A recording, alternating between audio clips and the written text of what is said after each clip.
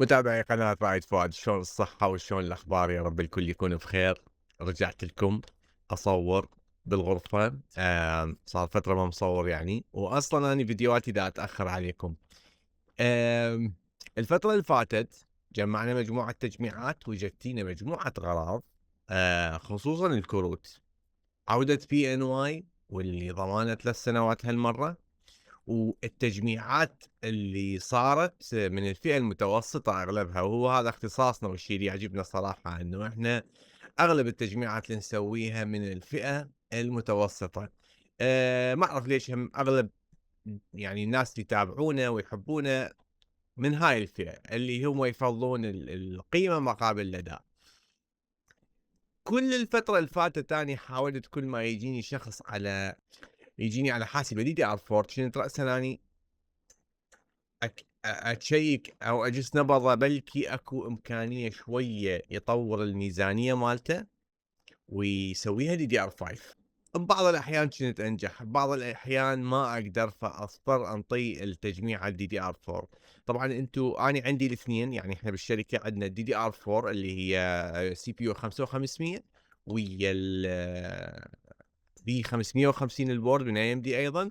وطبعًا راح نخلي له كارت مثل ال50-50 أو 50-60 يعني، بس أنا ما أشجع، أشوف ال50-60 كارت قوي ومو مال تخلي وياه CPU 5500 اللي هو بقوة i5 انتل الجيل العاشر يعني. الفترة اللي مضت مشغول بلعبة كريمزن ديزرت، دا اظل اتقدم بالمراحل، دا اظل اطور بالشخصية ومدى امل من اللعبة.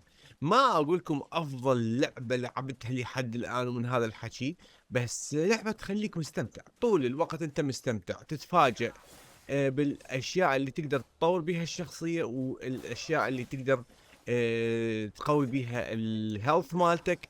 يعني انا بصراحة اشوفها شخص يحب الاستكشاف، لعبة استكشاف، مغامرات، قتال، اكشن. والناس اللي منتظرة GTA، جماعة البلاي ستيشن GTA 6 اللي راح تنزل يعني نيالهم، بس بنفس الوقت مثل ما عودتنا روك ستار ورا سنة تنزل الالعاب ورا ما تبيع نسخ البلاي ستيشن وتحقق ارباح تحولها للبي سي. اما بالنسبة لي كلاعب بي سي، فمن الالعاب اللي كلش دا انتظرها هي الدون ووكر اللي هو لعبة فامباير. راح تنزل بالفترة الجاية، وشفت عليها فيديوهات هواية، وانصحكم تشوفون التريلرات وطريقة اللعب اللي بيها، اللي هي انه تقدر تلعب كفامباير بالليل وتقدر تلعب كمقاتل عادي بالنهار، وهمين عندك قدرات بالحالتين يعني. فالمهمات اشوفها حتخلص بطريقتين، تقدر تنجز المهمات بطريقتين بغير انفايرمنت، غير اجواء، غير اعداء يعني. بس الشيء اللي يعني انا اتضايق منه انه اني كوني شخص ما دا اقدر يوميا التزم باللعب. اكو لاحظت شغله باللعبه انه هو محددك بوقت لانهاء المهمه، يعني كل ما يتقدم الوقت ساعات اللعب وانت المهمه ما مناهيها، اكو فد امور راح تترتب عليها القصه تتغير. وهذا طبعا شيء ضوجني، انه احس انه راح انهيها نهايه مو زينه لانه تاخرت بالانجاز. يعني اضوج المخرج اللعبه او مصممين المبرمجين اللعبه يحددوني بوقت انهاء المهمات، يعني هذا الشيء شويه اشوف عيب باللعبه بالنسبه لي. يمكن غيري مدمن على الالعاب ما يحس بالمشكله طبعا. خلونا نرجع لتجميعاتنا ونشوف ايش جمعنا الفتره اللي فاتت. تجميعاتنا شو اسمك متابعنا؟ يوسف واخوه منو؟ مصطفى. يوسف ومصطفى. طبعا هم دا ياخذون البي سي، بس قليل من هاي التجميعه الاولى، الثانيه هنا غلفناها. اثنينهن بيهن 7500 اف زائدا الكارت التوين فان ال 5070 ويا كولر هواي على 7500. طبعا هم من الناس اللي شويه يتابعون ويدققون، فقالوا لي نزل البرنامج مال وين شو اسمه فيرمارك. لا فير مارك، ايه صح، حياته هذا اسمه تمام. لودنا على الكارت بال2K وهيات الزوتاك الار تي اكس 5070 سوليد. باع صار دقيقتين لو دقيقتين ونص، 4 دقائق 5 4 دقائق 5 96% يوزج، والحراره مال الكارت 76. يعني صار ان يعني طبعا هيك لود حتى بالالعاب ما يوصل هيك لود، يعني فل لود دائما انت باللعبه من تلعب اللود يتغير، يصعد وينزل. هنا ضغط كلش عالي، الحراره 76 صار لنا 4 دقائق اي تقريبا. وهاي نتائج الكارت. تجميعة مجتبى عبد الأمير 1,525,000. وجمع إليه وجمع صديقه. جمع ب2,215,000. تمام. الصديقه 1,525,000. شنو اختار المواصفات؟ 7,600. احنا مو كان 7,500 بالبداية؟ جاب هارد من السوق. اي يمكن حتى مستخدم. اشترى مستخدم. سبيل يطور المعالج. خلى فلوسه على ال 7,600. طور 7,600. واختار رام 16 DDR5 ضمانها 3 سنوات من ادلينك. والبورد بي 850 MK صار مو كان البي 650. فاستثمر بالسي بي يو علاه والبورد الشيبسيت الجديد ويا 5060 الزوتاك المعروف الضمانه 5 سنوات. ويا من هسه مختار 750 جولد. حتى شنو كيبلاته بيض والكارت ابيض ويا التبريد المائي. تبريد شنو تجميعه بيضه بالكامل ابيض على ال 7,600. شوف من تحاول تغير لل 7,600 حاول تتجه على التبريد المائي. نصيحه اختار الكيس الانكيدو الابيض. عاشت ايدك. خلونا نشوف شلون صار. يلا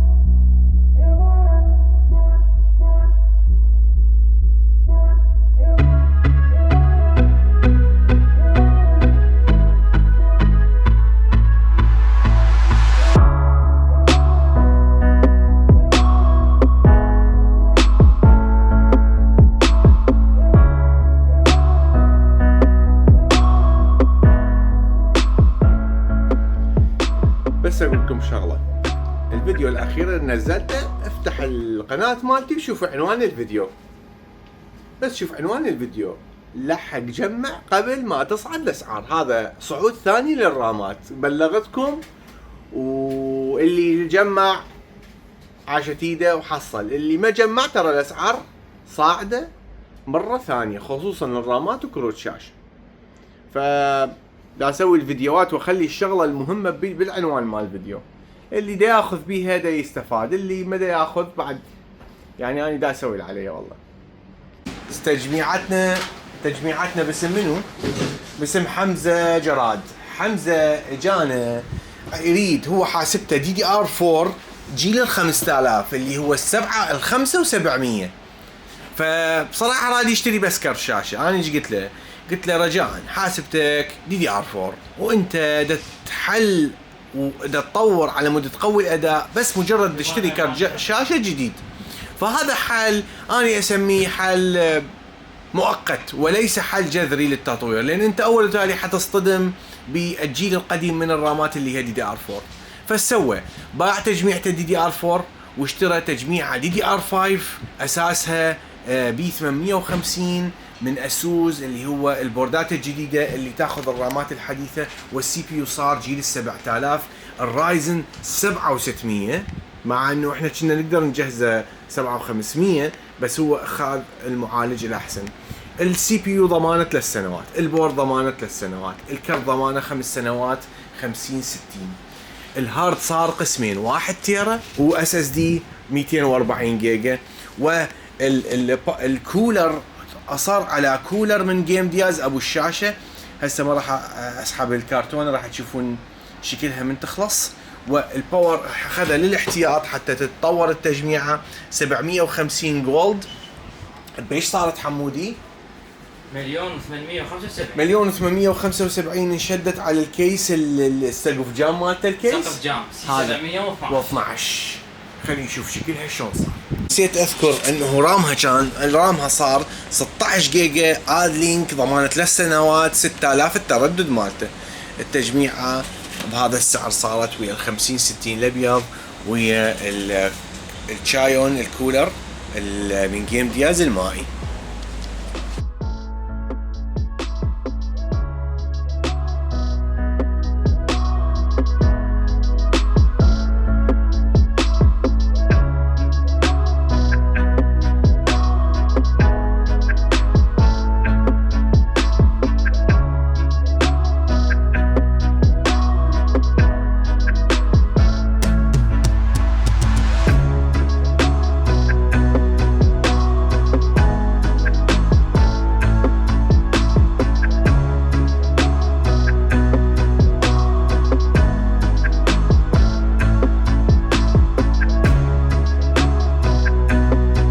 هذا الزبون نسيت اسمه، هو معميلنا هذا فرحان. احمد فرحان. يعني الاسم هذا ما متكرر عندنا، ولكن صديقه هذا خامس شخص يجيب لنا اياه نسوي له تجميعه.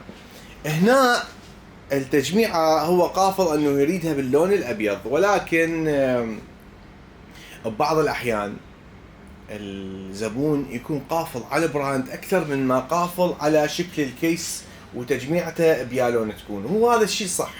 ايش سوى شو اسمه فرحان؟ قلت احمد فرحان. احمد فرحان ايش سوى؟ اختار المواصفات كلها بيضة، ولكن بنعرف انه الكارت ال50-70 التف اللي عندنا اسود، قال ما يخالف خلي التجميعة كلها تكون بيضة بس الكارت يكون اسود. كان وياه الكارت ال6700، طبعا كان ما اخفي عليكم كان يريد ال6900 اكس بس فلوسه ما كفت.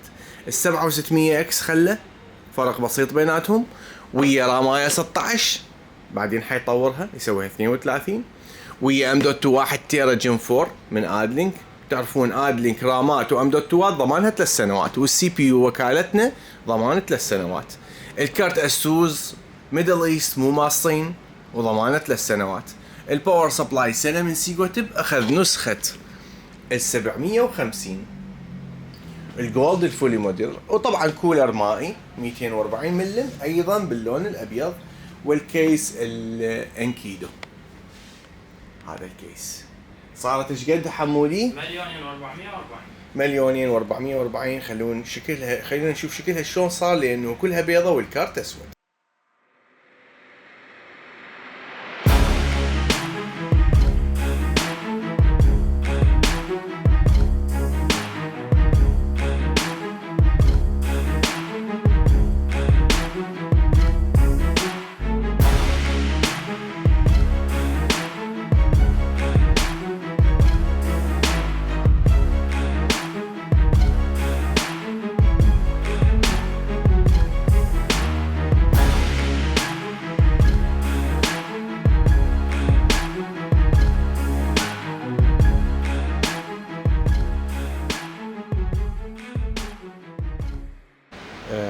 تجميعة مقترحة طبعا، هاي احنا ما مجهزيها بس اني سويت فيديو عليها حتى الناس اللي تريد شوية كتجميعة 50-60 بسعر مناسب.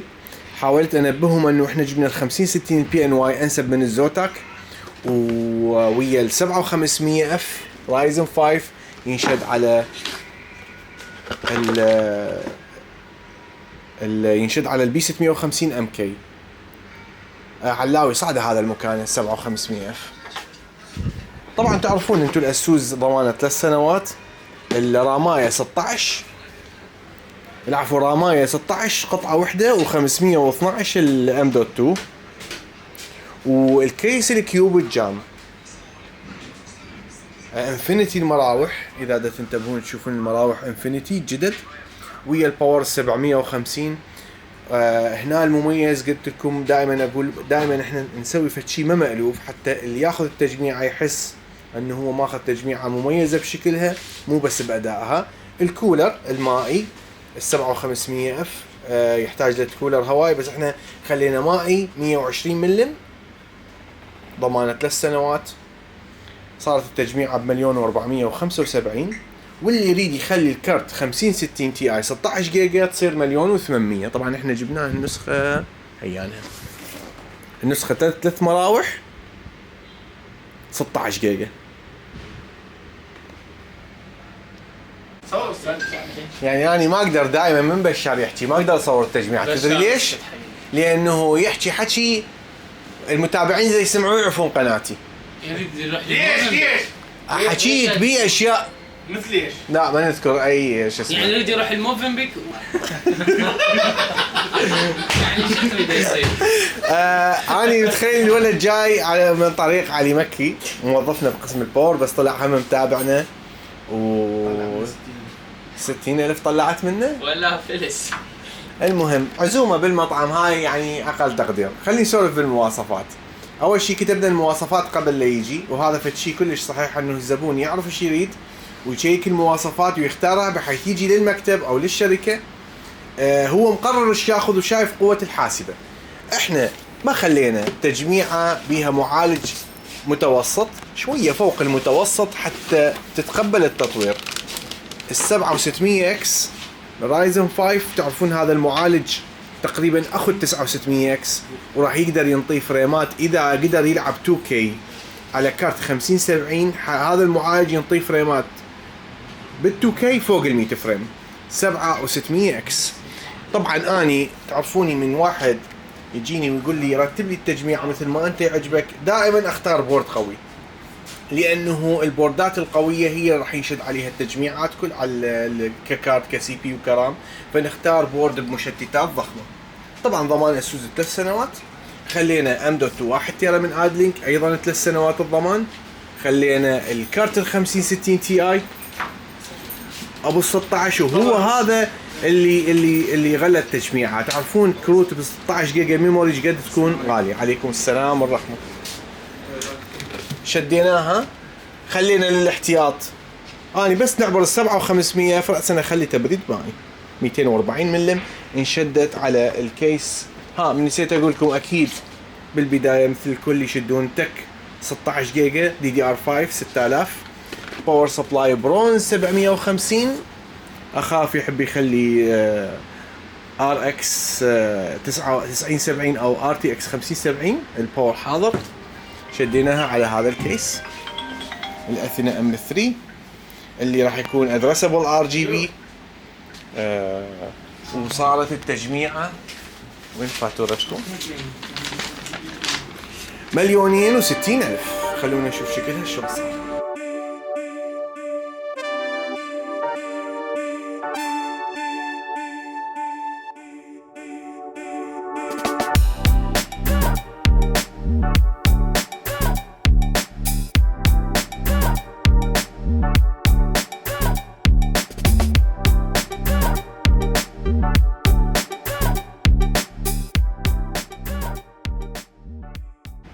هنا عندنا تجميعة لأحد متابعينا من كركوك. أنا دا أصور هاي التجميعة لأن المعالج هالمرة ال 7600X. ال 7600X الرايزن 5 اللي هو أكو فرق بينه وبين ال 7500F، وقريب كلش على أداء 6900X. ولو صوت السبلت ما أعرف مأثر علينا يمكن. الراماية 16 تدرون الكل بالبداية يخلي تك ستيك واحد 16 جيجا. M.2 1 تيرا من ادلينك ضمان 3 سنوات. البورد بي 850 MK من السوس ضمان 3 سنوات. راح نخلي عليهن 700 اكيد ينراد لفد كارت حلو اعلى من الفئه المتوسطه. الاو سي اديشن لتوين فان من زوتاك ال 5070 ضمانه 5 سنوات. التجميعه كل قطعها بيضة. الكولر المائي طبعا انا اقدر ابرد ال 7600 اكس بالكولر الهوائي، بس احنا اختارينا هنا للامان كولر مائي ابيض، نسخه البيضة. الباور سبلاي حتى تتناسق كيبلات بيض. باور سبلاي هنا ما اعرف اني ايش عجب الزبون، يعني من هسه مخلي 850 واط، يقول اني راح اشتري كارت اعلى بالمستقبل قد يكون 5070 تي اي، فمن هسه محضر ل 850 واط البي سي اي 5. وهاي التجميعه صارت ب1,215,000. خلينا نشوف شكلها شلون صار ويا الكيس. الانكيدو الوايت، الانكيدو الوايت هذا يعني ما راد السقف الجام، ما راد السقف الجام.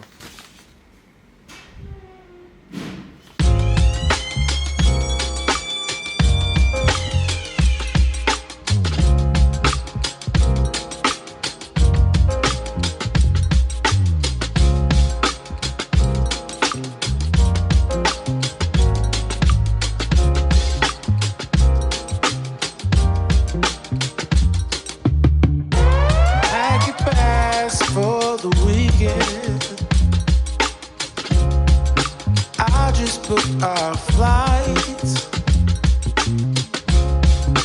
Let's go see a show in Mexico, yeah. Laugh and dance all night.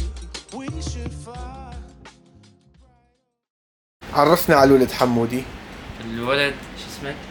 احمد. احمد جديد على عالم البي سي. اي نعم. هاي اول بي سي له. اختار هاي القطع. شلون اختارت هاي القطع؟ يعني شنو سبب اختيارك من لها؟ شخص. شخص شلون يعني حسب الالعاب اللي تلعبها مثلا؟ ايه حسب الالعاب. اختار ال 50 60 التجميعة ثيمها ابيض كلها بيضة 50 60 رامات سيلفر بيضة فاتحة 16 آية وحدة ويا سي بي يو ال 7500 اف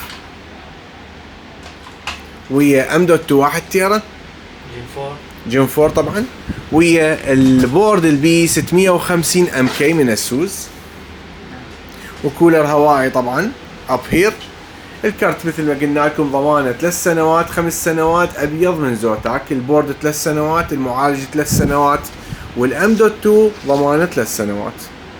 الكيس السي 712 فثيم ابيض بس كيبلات الباور سبلاي راح تصير سوداء ما راح تاثر علينا. ايش قد صارت التجميعه؟ بدون شاشه لا تقول لي شاشه وما اريد بوحدها الكيس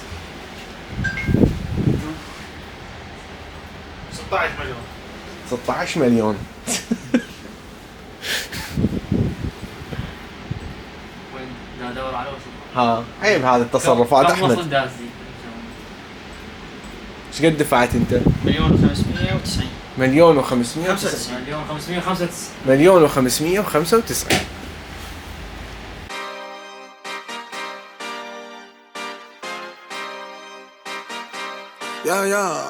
Yeah.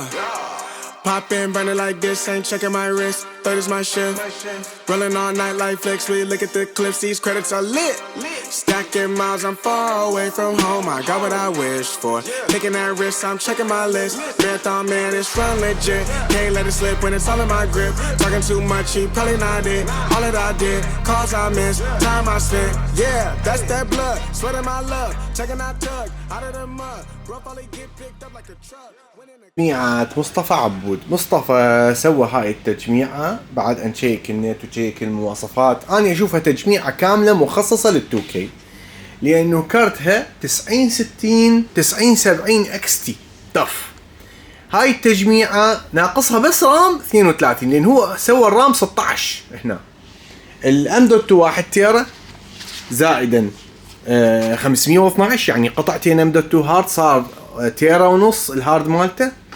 البورد بي 650 بلس تعرفون هيجي كارت عملاق لازم نشده على بورد عملاق. البي 650 بلس شديناها على معالج اعلى فئة متوسطة عندنا اللي هو الرايزن 5 9600 اكس. هذا معالجي الشخصي عن تجربة معالج ينطيك فريمات 100 فريم واكثر شوية بال2K. هنا نقطة الضعف فلوسه خلصت فما قدر يخلي رام 32 خلى راماية 16 وبالمستقبل راح يجيب 16 ثانية. البورد السوز ما احكي لكم عليه ضمانه 3 سنوات مثل ما تعرفون ريدي فور 9000 السوز. الباور سبلاي 750 كافي لكن اني اقتراحت ياخذ ل 850 واط كونا هاي الكروت تحتاج منافذ باور هوايه وادائها كلش عالي وتحب باور عالي. كل كروت راديون تحب باور عالي. 3 سنوات ضمان الكارت من السوس تف. بعض المكاتب اسعارهم انسب ولكن ضمان سنه. الكولر المائي للسي بي يو 9600 اكس اني دائما اشجع يخلون كولر مائي. ويا الكيس القلقامش اي اس جيمنج ادرسبل ار جي بي 6 مراوح بي. صارت التجميعه ب2,670,000 2,670,000. خلينا نشوف شكلها شلون صار.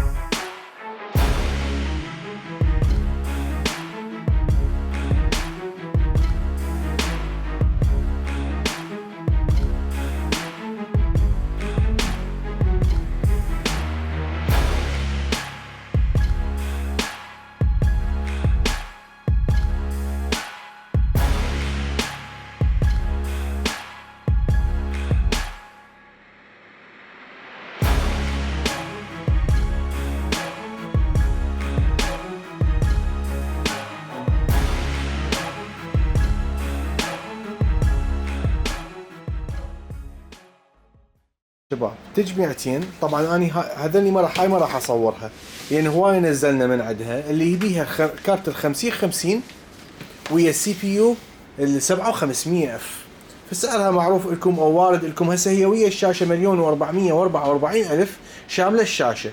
الشاشه 130,000 تنزلون السعر 130 تصير تجميعها قدامك بلا شاشه. اللي اريد اصورها هي هاي مال ابراهيم محمد. التجميعة هاي 1,880,000. ليش صورت لكم اياها؟ لان المعالج هالمرة 7600 مو 7500 ويا رام 16 من شركة ادلينك، ويا M.1 تيرا من شركة ادلينك، ضمان عليه 3 سنوات هو والرام. والبورد طبعا من اسوس 3 سنوات ب 850. والقطعة الوحيدة البيضاء هي ال 5060 الابيض من زوتاك، ضمانه 5 سنوات. الكولر المائي لل 7600. يعني طبعا اقدر اخلي له هواي بس حبيت اكون الزبون مسيطر بالحراره. ال 7500 الباور الجولد جن GN 750 ويا الكيس الاثينا هم 3 الاسود. هذا صارت ب1,880,000.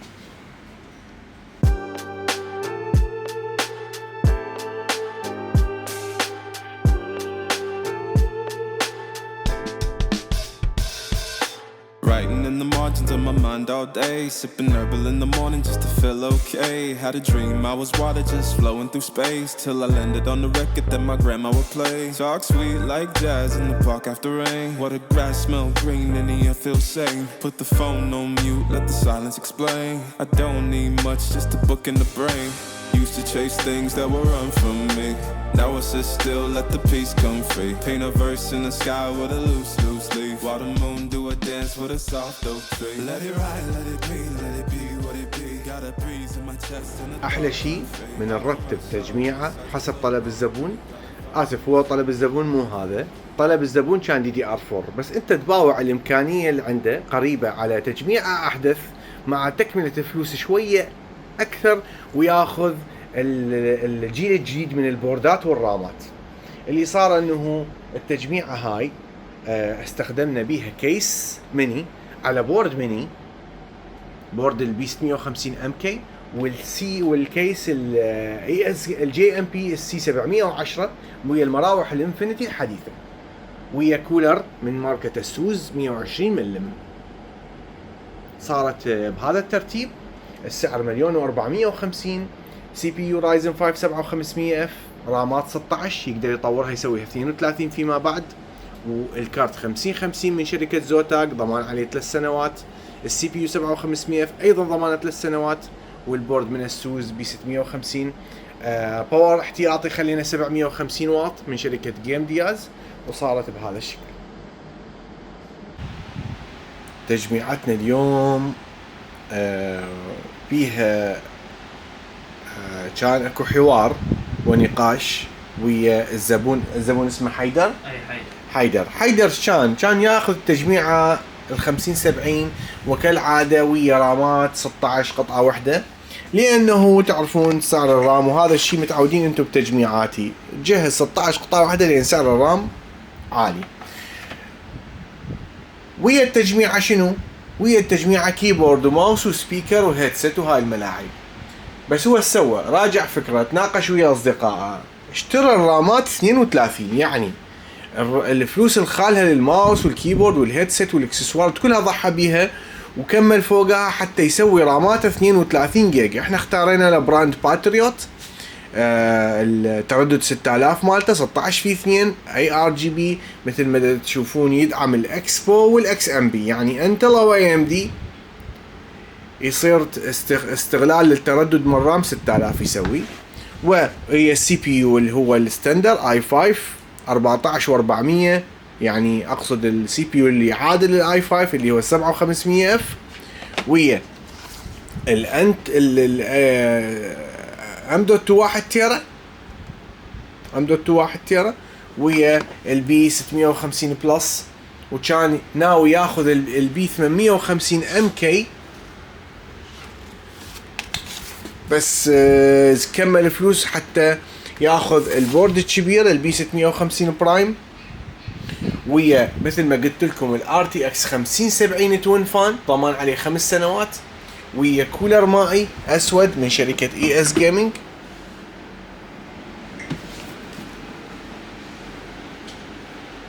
ويا باور سبلاي 750 وجولد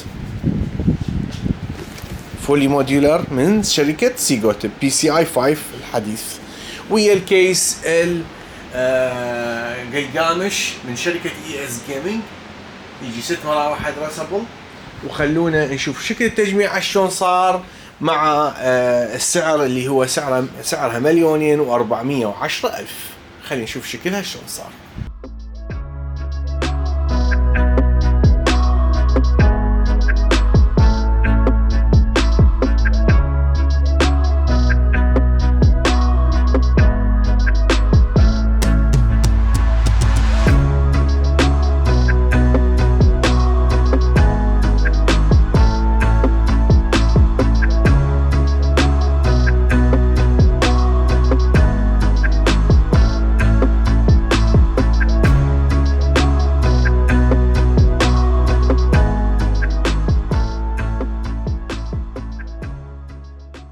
ارتب شي بالتجميعة تجميعة هنا يا محمد ارتب شي بالتجميعة من اسويها او خلي اسولف لكم اسوأ شي يضوجني من اخذ كيس بهذا الحجم كبير او هذا الحجم والبورد يبقى نص الكيس يعني يبقى فراغ حول البورد كبير. هاي ازعج نقطة ولهذا السبب نجي نختار بورد مثل بي 650 ام كي. ما حلو انه تجيب بورد كلش كبير ويصير اكو فراغ حول البورد يبقى عبالك التجميع او محتوياتها مطوفة بفراغ. فهنا بهاي التجميع عندنا كارت 5050 ويا بي 650 السي بي يو 7500 اف. هذا الكارت 5050 من زوتاك نسخة الاوسي. الزم السي بي يو 7500 اف رايزن 5. الرام قطعة واحدة 16 دي دي ار 5 6000 من ادلينك ضمانها 3 سنوات. الام دوت 2 ال 512 جن 3 سرعته 3200 3000 العفو.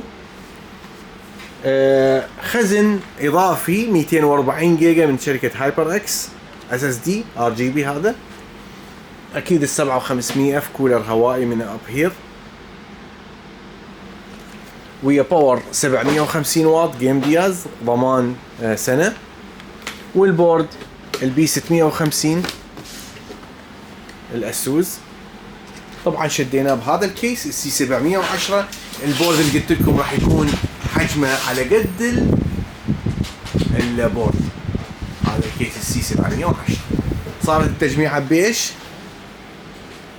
وين وصل 1,490,000. 1,490,000.